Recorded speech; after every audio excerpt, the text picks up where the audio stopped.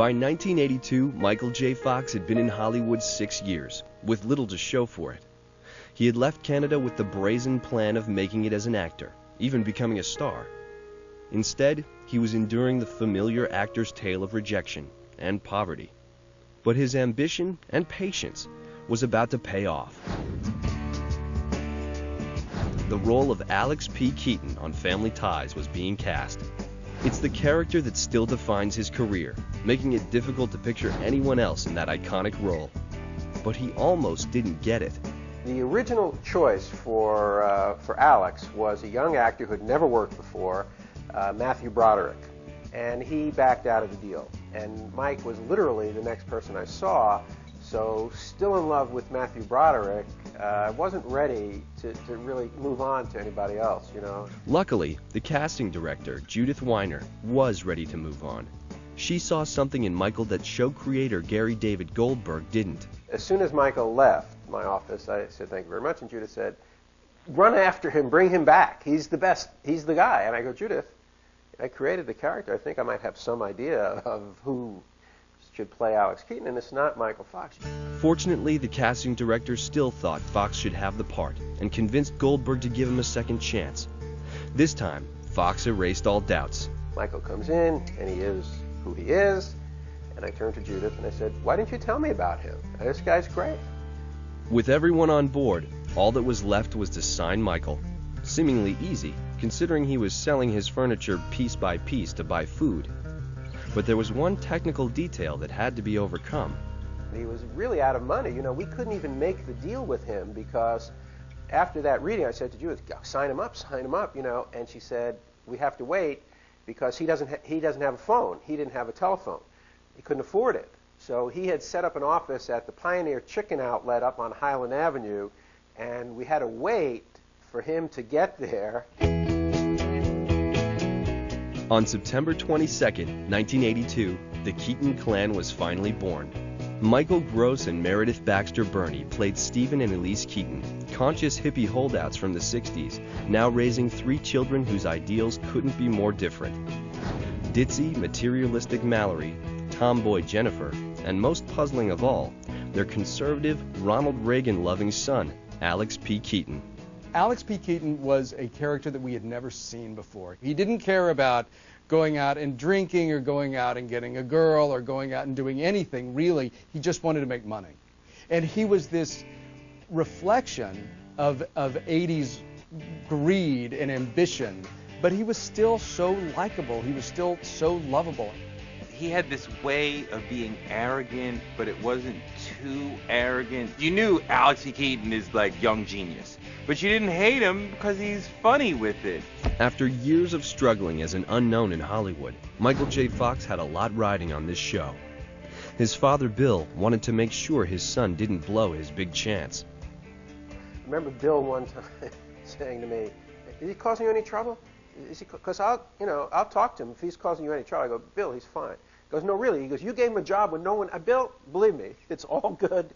You don't have to talk to him. You brought him up right. Not to worry. From the very beginning, the actors fell into an easy camaraderie, on the set and off. And sometimes those familial roles got blurred. Before Fox could afford a car, Meredith Baxter Birney, like a mom driving her teenage kid to school, used to pick him up in the morning. We'd go by, our call would be 10 o'clock. I'd drive by, pull into the alley behind his apartment and honk. My idea was the honk was to tell, "Come on out, I'm here." It turned out that I'd honk, there'd be a pause, and I'd hear the shower start. And to say, all right.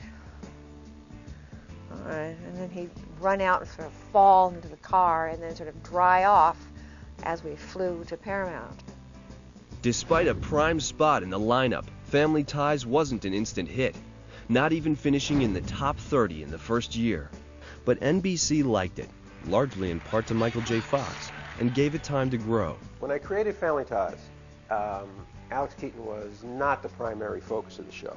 The show was really based on the parents, but clearly, right from the beginning, what was interesting is, because we did the show live, audiences responded to Alex. They didn't know anything about him, really, but Michael would walk out, and unconsciously, you could see the audience lean forward. And then when he would walk off stage, they would go back. He kind of like stole the show, broke out like America's like, who's this Canadian? He's funny, he's smart, he's cool. By season 3, Family Ties was a bona fide hit, snagging more viewers than Dallas, Dynasty, and Miami Vice. And Fox was undoubtedly the star. I don't believe this. This is great. I feel 4 feet tall. I think they'd found in Michael the voice for the show, that here's someone we know to write for. I didn't think they knew how to write for me very well, and maybe not so well for Michael Gross. But the Alex character really emerged as the strong character with the quirks that, okay, they could write for him. There were many reports of tension on the Family Ties set, because originally it was the 2 adults on the show who were supposed to be the stars of the show, and then Alex Keaton became, not just the star of the show, but this American icon. Mike Fox always came with an honesty and a decency and a desire to be part of the team and play with everybody. In the early years of Family Ties, when there was some discomfort, that his star was ascending, he would always go out of his way to make it easier for Michael Gross and for Meredith, make them more comfortable. He never asserted his star position at all. This attitude wasn't surprising, considering that when Michael was little, everyone in the Fox household got VIP treatment, or no one did. My first Emmy I sent home because, I was saying to my mom and dad that it was as much theirs as mine, and my mom put it on a table, right, so it's the first thing you saw as you walked in the door. And then next day I came up from my room, and my brother's boxing trophy was there, and my mom and dad's bridge trophy, and my sister's bowling trophy was all around it. Michael J. Fox won this award. Fox's parents would have to make room for 2 more of their sons' Emmys for Family Ties.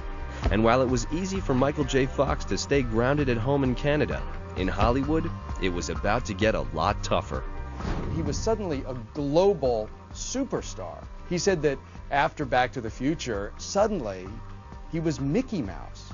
He wasn't prepared for that level of fame. This was like, okay, he's starring, can he make a jump to be a movie star? Hell yeah!